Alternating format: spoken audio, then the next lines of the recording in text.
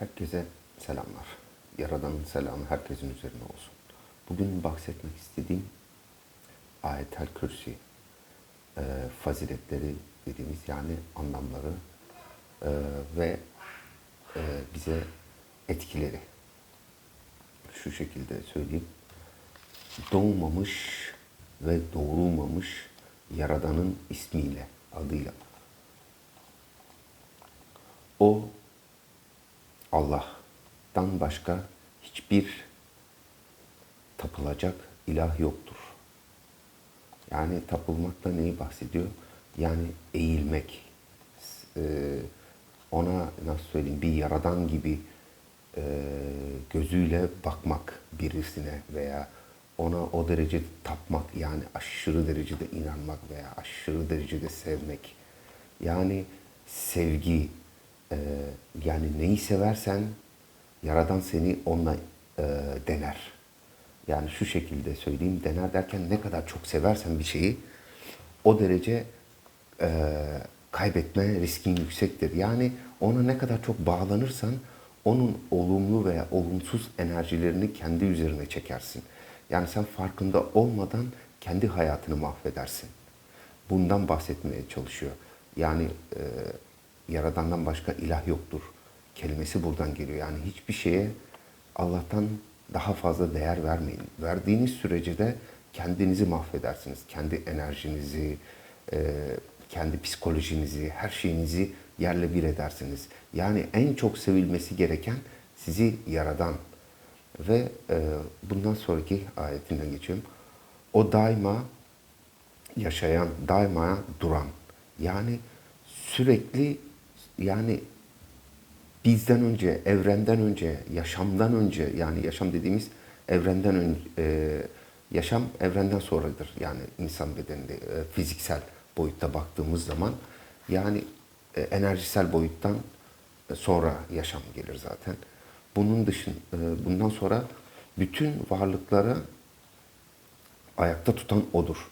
Yani şöyle bir şey düşünün ki bir enerjisel boyut var. Her şeye enerji olarak hükmediyor. Nasıl ki bedenimizde 50 milyar atom varsa bu atomlar yani toprak ve sudan, ateşten meydana geliyorsa ve bunun içinde de elektriksel bir enerji varsa yani her şey elektrik, enerji, frekans, ses, titreşim bunlarla düşünün. Yani sesin o derece bir farklı bir frekans algılayışı var ki yani neden hep dua ederiz, neden konuşarak Allah'tan bir şey isteriz. Yani bu şekilde isteyin diyor Allah-u Teala diyor ki zaten Yaradan benden isteyin ne isteyecekseniz ama zamanını ben bilirim ne zaman size ne vereceğimi. İstediğiniz şeyle de sınanacaksınız yani sınava tabi tutulacaksınız. Her konuda sınava tabi tutuluyoruz zaten. Amaç da budur. Yani insanın ne kadar inanıp veya inanmadığıyla alakalı. Yani hiçbir şeyi ilah yerine koşmamamızla alakalıdır bu. Yani ne kadar çok kalpten istemek. Beynimizden düşünürüz, isteğimizi kalpten yaparız. Yani kalbi sadece böyle bir şey olarak düşünmeyin, bir et parçası olarak düşünmeyin. Her şey kalptedir. Tüm vücudunuzdaki kanı pompalayan kalptir. Yani beyninize enerjiyi de götüren, ayaklarınıza da götüren, yani her noktanıza ulaştıran her şey kalptir. O yüzden yediğiniz, içtiğiniz, yani haram, helal dediğim şey, yani yasak ve doğru, yani birinin enerjisi kötü, birinin hakkını yemek, onun enerjisini üzerinize almaktır. Bu yüzden hak çok önemlidir. Ne yediğinize, ne içtiğinize veya birinin kötü enerjisi sizin hakkınızda yani beddua etme konusu bundan ibarettir. Yani beddua ettiği zaman ondaki tüm veya evrendeki çoğu olumsuz enerji sizin frekansınıza yani bedeninize işlenmeye başlıyor ve zamanla sizin bedeniniz ve psikolojiniz her şekilde aşağı doğru çökmeye başlıyor. Yani bununla alakalı. Ondan sonra ona ne uyuklama gelir ne de uyku. Yani şöyle bir şey düşünün. Enerjisel boyutta olduğu zaman her şey yani bir ışık düşünün. O ışığın içinde de binlerce farklı ışığın daha aydın, daha aydın, daha aydın, daha aydın. Yani gözlerinizi kör edebilecek, yani hiçbir şey göremeyeceğiniz bir aydınlık düşünün. O şekilde bir şey. Gökleri ve göklerdeki ve yerdeki her şey O'nundur.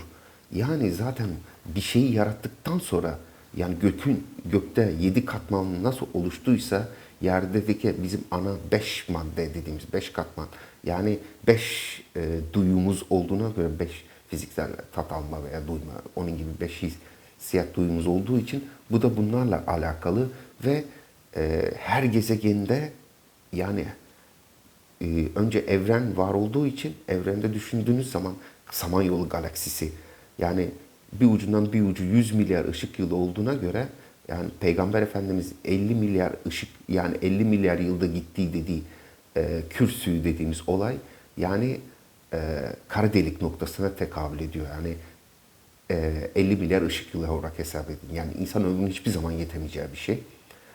Bunun gibi binlerce, yani bugün Samanyolu galaksisi olarak adlandırdığımız bizim galaksi ve bunun içinde milyarlarca dünyalar veya evrenler veya aklınıza ne geliyorsa bu şekilde düşünün. O derece uzak bir mesafe, yani bizim bedenimize göre. Tabii bunu ışık hızında farklı ve ışık hızından daha farklı bir hızda da tespit ederseniz çok daha hızlı. Yani şu şekilde ona da açıklayacağım zaman duanın sonuna doğru. Yani e, şu şekilde söyleyeyim. Onun izni olmadan huzurunda şefaat etmek kimin haddinedir? Yani Yaradan diyor ki, benim iznim olmadan hiçbir şey ne hareket edebilir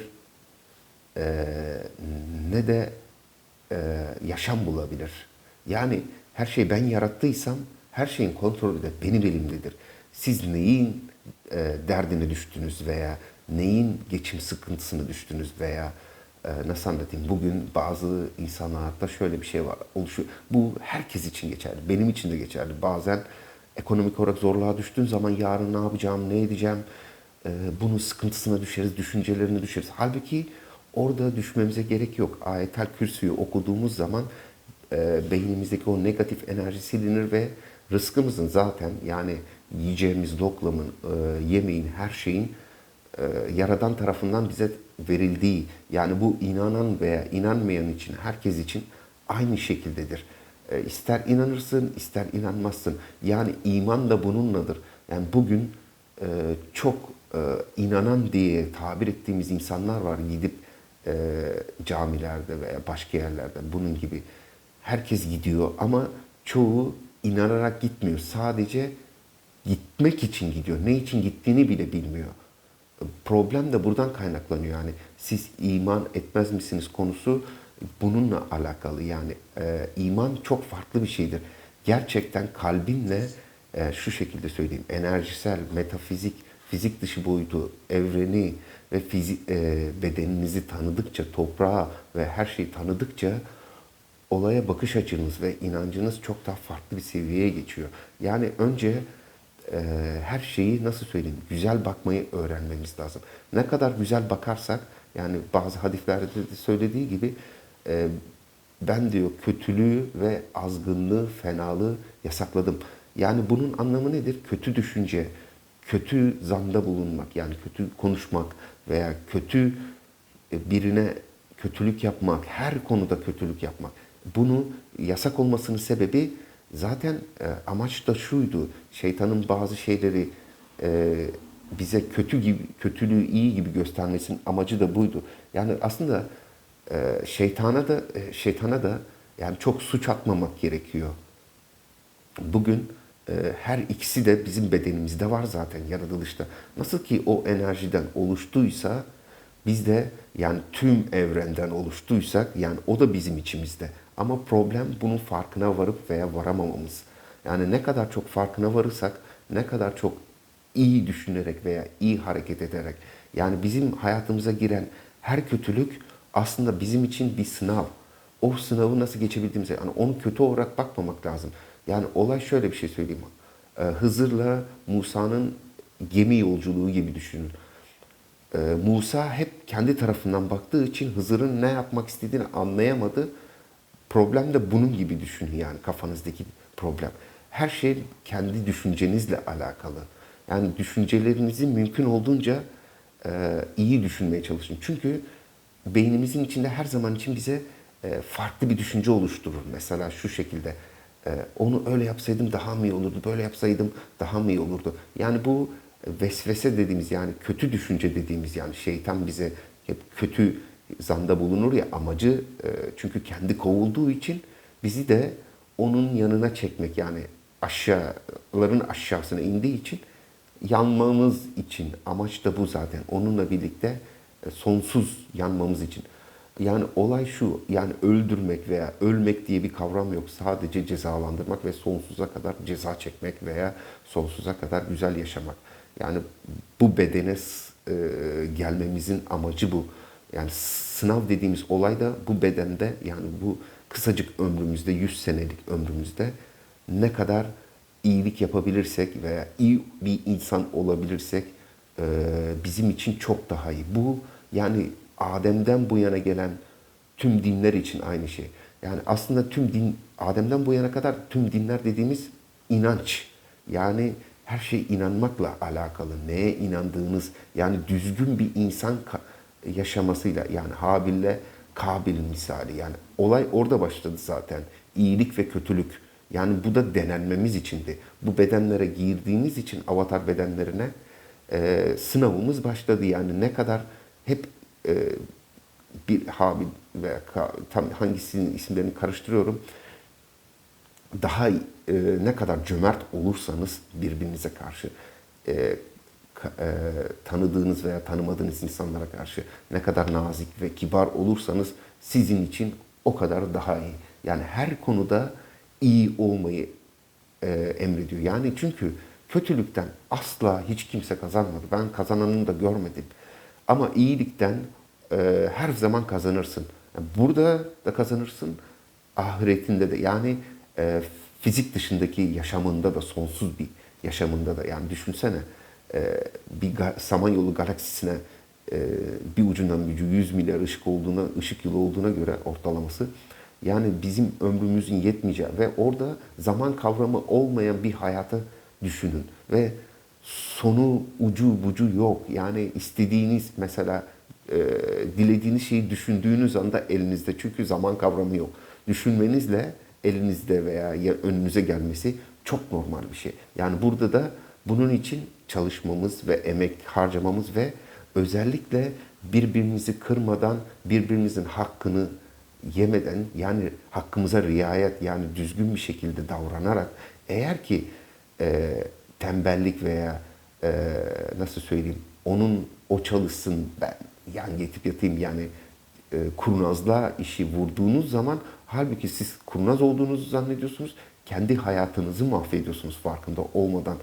Yani hiç kimse bu dünyada ot otlamıyor. Herkes yemek yiyor. Yani kimse de kimseden üstün değil. Yani demek istediğim, o aptal çalışıyor değil, o şekilde bakmayın olaya. O doğru yolda olduğu için, dürüstlükle hareket ettiği için, sen de, yani örnek veriyorum, sadece bunların hepsi. Yani çakallığın peşinde koştuğun sürece hep aşağıların aşağısında olmaya mahkumsun. Hiçbir zaman düzgün bir insan olamazsın. Her zaman tüm işlerin kötüye gider. Yani her şeye iyilikle ve güzellikle, hakkı neyse, yani dürüstçe, adilce yaptığın sürece, hak yemediğin sürece, kendine, zaten bedenine kötü enerji, kötü hak sokmadığın için bedenin ve duruşun daha adil olur ve yalan kavramı zaten bir anlam ifade etmez senin için. Çünkü sen neysen karşı tarafındakini de o şekilde görürsün. Eğer ben kötü bir insansam tüm insanları kötü olarak görürüm. Eğer ben iyi bir insansam benim için tüm insanlar iyidir. Yani bu şu şekildedir. Algılama veya bakış açısı. Senin bir örnek veriyorum. Bir insan hırsızsa her etrafındaki herkese hırsız gözüyle bakar. Çünkü onun beynine o kodlar işlenmiştir. Ee, Eğer ki bir insan iyi bakarsa olaylara, onun beynindeki o kodlarda her şeye iyi gözüyle bakar. Çünkü neden? Yaradana inandığı için Çünkü karşı taraftan ne kadar zarar gelse bile ona iyilik olarak döner. Yani çünkü onu yaradan bir insan vardır ve gözetleyen, kollayan. Yani nerede kalmıştık? Onun izniyle hiçbir şey şefaat etmez. Etmek kimin haddinedir? Onların önlerinde ve arkalarında ne varsa hepsini bilir. Yani şu şekilde söylüyor. Önlerinde ve arkalarında ne varsa her şeyi bilir anlamı. Yani benim göremediğim veya bizim zamanımızda şu anki zaman, yaşadığım zamanla düşünürsem ben gelecek diye tabir ettiğim, halbuki geçmişim. Gelecek dediğim geçmişim. Bilemediğim için yani Allah katında benim geleceğim geçmişimdir. Ama bu dünyada gelecek olarak bakarız. Çünkü bilemediğimiz için önümüzü, ne zaman ölümümüz olacağı için bununla alakalı bu şekilde olaylara bakın ve Allah'a inanmadığımız sürece çünkü biz sadece insan olarak ve de bunun dışında metafizik varlıklar var. Yani cinler, diyelim şeytanlar, şeytan tayfası cin tayfasından olduğu için melekler var. Ya bizim aklımızın yani Allah'ın bize verdiği yani düşünce veya görebildiğimiz kadarını öğrenebiliyoruz. Yani bilmemiz gerek bize verdiği kadarını öğrenebiliyoruz. Onun dışında daha fazlasını bilemiyoruz. Yani beynimizi de parçalasak bilemeyiz. Yani o bilmemizi istediği zaman yani teknolojik olarak da veya her konuda yani hangi zaman ne kadar profesörler diyoruz yani veya araştırmacılar. Araştırmacı nedir? Bir şeyi 20 kere dener, 100 kere dener, 1000 kere dener gene bulamaz. Ama bazen de bir kere dener, bir kere de bulur. Yani Allah istemediği zaman sen yüz binlerce defada denesen onu bulmayı bulamazsın. Ama o istediği zaman bir kere de bulursun. Yani çok farklı olaylar. Yani bakış açınızla alakalı diyeyim ya da inançla. Yani neye inandığınız veya neye secde ettiğiniz yani eğildiğinize dikkat edin. Ve sonra onlar ise onun dilediği kadarından başka ilminden başka hiç bir şey bilemez. Yani hiçbir şeyi kavrayamazlar. Yani biz istediğimiz kadar bir şeyler öğrenmeye çalışalım. Şunu da anlatmaya çalışıyor.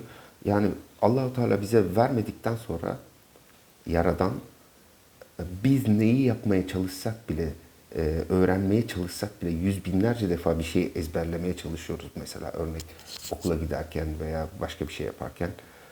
Bunu Allah istemediği sürece bizim hakkımızda biz kendimizi de parçalasak yine öğrenemeyiz. Yani önce Yaradan'a inanıp nasıl eğildiğimiz sürece önümüz her zaman için açılır. Çünkü onun bu sefer senin üzerindeki imtihanın farklı bir yöne döner. Yani inandım demekle de her şey çözülmüyor. Yani söylüyoruz uçup gidiyor. Ve yarın bakıyorsun yarın farklı düşünmeye başlıyorsun. Yarın farklı düşünmeye başladığım zaman ben ne zaman ki kötü düşünceler içine girdiğim zaman şu şekilde bir şey yapıyorum. Her zaman için dua okurum. Ayetel Kürsü de bunlardan bir tanesidir. Ortalama benim okuduğum 5 tane dua vardır.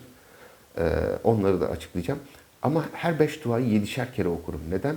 Şöyle bir şey düşünün. Avramız olduğuna göre 7 tane ana çakramız olduğuna göre her çakramız temizlenmek zorunda. Çünkü kötü enerji, kötü göz, bakışlar oluyor. Bazıları iyi bakabilir, bazıları kötü bakabilir. Ve o enerjiler senin enerjini aşağı doğru indirdiği zaman aşağı çekersin ve bu sefer halsiz, bitkin, yorgun, yani kendinden bezmiş hissedersin bazen böyle psikolojin bozulur. Yani her şeyi ana temel noktası temizlenmemiz. Mesela şeye baktığımız zaman ben abdestin ne olduğunu çok araştırdım. Ne olduğunu ve sonra öğrendim. Yani bizim bedenimizin her yerinde, kulağımızda, yüzümüzde, tepe çakramız, kollarımızda, her yerimizde enerji akışı frekansı vardır. Avuç içlerimizde, kollarımızda. Ve abdest bunları, oradaki kötü enerjileri suyla temizlediği için bedenimizin %70'i su olduğuna göre yani abdestin o derece önemi var. Yani namaz kılıp yere eğildiğimiz zaman, secde ettiğimiz zaman da tepe çakralarımızı veya beynimizi eğildiğimiz zaman topraklama yapıyoruz. Yani beynimizdeki negatif enerjilerin hepsi toprağa akıp gidiyor. Ve bu şekilde beden olarak daha huzurlu hissetmeye başlıyoruz. Yani hiçbir şey boşuna değil yani. Aslında bizim nasıl korunmamız gerektiğini veya neler yapmamız gerektiğini her şey açık ve net. Sadece okumamız ve öğrenmemiz. Yani boş şeylerle zamanımızı kaybetmememiz için çok önemli noktalar. Sonra neye geldik diye? Onun hükümdarlığı bütün gökleri ve yeri kucaklamıştır. Oo, işte burası. Yani öyle bir hükümdarlık düşün ki hükümdarlık demek yani her şey demek. Yani kontrol etmek, var etmek, yoktan var etmek her şeyi. Yani gökleri ve yerleri dediğine göre sadece bu bizim dünyamızla alakalı bir şey de değil. Yani düşündüğün zaman yani sayamayacağımız kadar gezegen var diyelim dünyada. Ve bunun gibi Samanyolu gibi binlerce galaksi var. Ve bu kara delikler son nokta ve oradan başka bir aleme geçiyoruz. Yani bizim bu e, uzay dediğimiz olayda yani rakamını bilmiyorum ama bunu herhalde bilim adamları da her sene farklı farklı şeyler çıkarıyor. Yani hiçbir zaman da çözemediler. Çözeceklerini de zannetmiyorum zaten. O kadar da yani o kadar Rabbim verdiği zaman belki çözeriz. İnşallah verir de çözeriz bu sefer gerçeği görürüz. Gördüğümüz zaman da zaten herkes ne olduğunu anlayacak ama inşallah çok geç olmadan herkes farkına varır bazı şeylerin de iyiliğin ne kadar güzel bir şey olduğunu anlarız. Yani iyilik yap, denize at, günün birinde sana döner misali o şekilde anlarız. Ve gökler dediği ya bütün göklerin ve yerlerin kuşatacak kadar büyük. Her ikisini de görüp gözetleyen odur. Yani şimdi şöyle bir şeye baktığımız zaman her ikisini de görüp ve gözetlediğine göre şimdi bu evrenden bahsediyoruz ve dünyalardan bahsediyoruz. Yani evrenin içinde ne kadar galaksi olduğunu bile bilmiyoruz. Hele yıldızlar dediğimiz olaylarda dünyalar yani kimisi büyük, kimisi küçük yani düşünün o derece ışıklar var, pulsarlar var. Yani sayabildiğiniz aklınıza ne geliyorsa ve bedeniniz ve baktığımızda örnek veriyorum beynine baktığınız zaman beynin e, bağlantı noktalarına baktığınız zaman evrenle aynı. İnsan beyni evren olarak düşünün. Samanyolu galaksisinden bahsetmiyorum. Evren gibi düşünün. Ana bağlantı noktaları da Samanyolu galaksisi olarak düşünün. Yani o derece büyük bir yaratılışız. Ama küçücük aşağıların aşağısına indirilmiş. Ama bazı kötülüklerden dolayı hepten daha aşağı iniyoruz. Yani bunu yapmamamız gerektiğini de söylüyor bize. Yani nasıl korunacağımızı da söylüyor. Ve diğer yaratılışlardan mesela şu şekilde bir e, deyim var. Deyim demeyeyim de hadis daha vardı. Diyor ki beni ne zaman zikretmeyi yani beni anmayı bıraktığınız anda ben diyor size cinleri ve şeytanlarını dört yandan e, kuşatmasını sağlarım. Yani halbuki insanın problemi şu okumamak, Allah'a inanmamak yani yaratıcısına secde etmemek. Etmediğin sürece sen duayla korunuyorsun zaten. Üzerinde 7 tane çakra var. Bunlar enerjisel boyutta baktığın zaman bir enerji kalkanı oluşturduğunu düşün. Nasıl ki örnek veriyorum sadece bir tane film var Star Wars. Yani orada ışınla alakalı her şeyi söylüyor ve uzaya gidiyorlar ve dünyanın dışında bir sürü farklı yaratıklar var. Yani biz sadece kendi bedenimizi şekillendiği gibi düşünüyoruz her şeyi. Bunun gibi bir sürü mesela Sümerlere bakıyorsun. Üstü insan yarı at taşlar var müzelerde veya çoğu yerlerde. Bunlar yani Nuh'tan önceki olayda şuna dayanıyor. Nuh'tan önce insanlar o derece ilme bilme ulaştılar ki bugün nasıl ki tüp bebek yapılıyorsa ve bunun gibi insan klonlanabiliyorsa o zaman da insanları yarı insan yarı hayvan olarak da o derece üst seviyeye geldilerdi insanlar. O şekilde yaratılışlar da yapmaya başladıkları için ve en son nokta artık Nuh peygamber insanlara uyara tabi insanlar da anlamayınca yani düşünsenize 950 sene peygamberlik yapacağım. 950 sene insanlara bir şeyi anlatmaya çalışacağım ve bu insanlar senin dediğini anlamayacak. Çok az bir insan anlayacak. Bu nasıl bu anda nasıl yok edecek? Çünkü teknoloji de çok yüksek onların. Bir anda gökyüzü yarıldığını düşün ve dünyanın donduğunu düşünün şak diye ve Allah öyle bir ilim yaradan bir ilim veriyor ki Nuh peygambere Cebrail sayesinde yani Gabriel sayesinde onun verdiği ilim ve teknoloji o donma safhasını o gemi aşabilecek bir şekilde. Yani çünkü bir anda her şey dondu ve suların içine gömüldü. Suların içine gömülme sebebi de şuydu. Geçmiş teknolojiyi insanlar tekrar kullanamasın diye. Bugün baktığım zaman tarihi ve arkeolojik kazılara bak.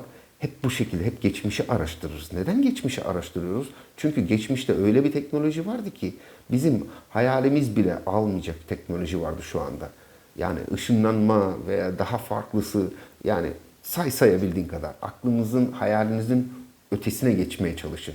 Yani o zamanki teknolojiyle bu zamanki teknoloji arasında uçurumlar var. Yani kıyaslayamıyoruz bile. Ve sonraki safhaya gelelim. Ee, bütün gökleri ve yer bütün gökleri ve yeri kuşatmıştır. Her ikisi görüp gözetmek ona bir ağırlık da vermez. Yani her ikisini de görüp ve gözetip ve kuşatıp ona hiçbir ağırlık vermek demek yani şöyle bir şey düşünün, nasıl anlatayım? Sonsuz bir varoluş düşünün. Hiçbir şekilde uyumadığınızı. Zaten enerji boyutunda yani bedenimiz için uyku var sadece. Çünkü bir pil gibi düşünün. Bedenimizin belirli bir çalışma saati vardır. 12 ortalama olarak nasıl söyleyeyim? 8 saat minimum, maksimum uyumamız gerekiyor. Maksimum yani 8 saati geçtiğiniz zaman bedeniniz aşırı derecede ağırlaşır ve hiçbir zaman için kendinizi iyi hissetmezsiniz. Çok uyumak da iyi bir şey değildir. Yani bana annemin dediği gibi kediyle köpek doymamış evladım diyordu uykuya sen mi doyacaksın? Zamanında çok uyuduğum için. O yüzden yani aslında en ideal uyku saati 6 saattir. Bana göre ben artık yani ortalama 6 ile 7 saat arası uyuyorum. Bazen daha kısa. Yani mümkün olduğunca da kendinizi dinç tutmanın en büyük noktaları. Aslında en büyük noktası Yaradan'a yara, e, dua etmek. Yani bugün dua tabirimiz onu sürekli anmak. Ondan bir şey istemek. Çünkü herkesi birbirine bir aracı kılmıştır. Yaratılışın amacı budur. Yani bir döngü, sistem. Evrene baktığımız zaman her şey döner. Dünya döner, galaksiler döner, her şey dönüyor. Dönmeyen hiçbir şey yoktur. Dönmeyen tek şey Allah'tır, o sabit duran. Çünkü yaratmıştır her şeyi. Yaratan olduğu için yani her şey onun etrafında döner. Yani o şekilde olaylara büyük bakmamız lazım. Yani kendi büyüklüğümüzün farkına vardığımız zaman maddenin ne kadar küçük olduğunu ve maddenin hiçbir önemi olmadığını anladığımız zaman o zaman çok daha farklı bakmaya başlıyorsunuz olaylara. Yani aslında hiçbir şey bu dünyada büyük değildir. Yani dünya çok küçük. Bir toz tanesi kadar düşün. Kumsaldaki olan bir toz tanesi dünya olarak düşünün evrenin yanında. Evrenin diyorum pardon. Samanyolu galaksisinin yanında. Evrenin yanında baktığınız zaman o toz tanesi atom boyutuna iniyor. Yani o derece her şeyi küçültüp aşağıların aşağısı da bundan alakalı. Yani dünya ya insanoğlu yaratılmadan önce zaten yani şeytan o derece şeydi ki Allah'a ibadet ediyordu ki yani eğiliyordu ki saygıyla hep sevgiyle anıyordu ve onun problemi de şu oldu. Ademoğlunu yaratıldığında, insan yaratıldığındaki insanın sadece çamur ve toprak olduğunu düşündü. Onun zararı uğramasının sebebi de oydu. Onun imtihanı da oydu. Onu fark edemedi. Melekler nasıl ki Ademoğluna eğildiyse saygıyla Yaradan'dan dolayı ama o kibirlendi. Ben dedi enerjiden yaratıldım. Ondan daha büyüğüm, daha güçlüyüm hesabına, kibirine kapıldı. Halbuki insanın bedeninde hepsi olduğu için bunu farkına varamadı. İşte bizim de farkına varamadığımız insan olarak da problemler buradan kaynaklanıyor. Hiç kimseyi asla ve asla sizden küçük görmeyin veya sizden yüksek görmeyin. Çünkü bedensel boyutta bazılarımız varlık olarak çok daha güçlü olabilir ekonomi veya her konuda. Ama burası sadece geçici bir sınav noktamızdır. Yani ne kadar iyilik peşinde koşarsanız, yani bir yerden duydumdu. Yani adamın teki habire iyilik yapıyor, dağıtıyor elindeki olanlar delikin. Arkadaş da soruyor, bunlar sen neden bu kadar dağıtıyorsun? Ben biriyle iddiaya girdim diyor. Ama diyor hep kaybettim diyor. Nasıl yani diyor. Allah'la diyor yarışa girdim diyor. Ben verdim, o bana daha çok verdi. Ben verdim, o bana daha çok verdi. Yani siz Yaradan'la nasıl yarışabilirsiniz? Yani bu şekilde. Herkese çok saygılar. Tekrardan görüşmek üzere.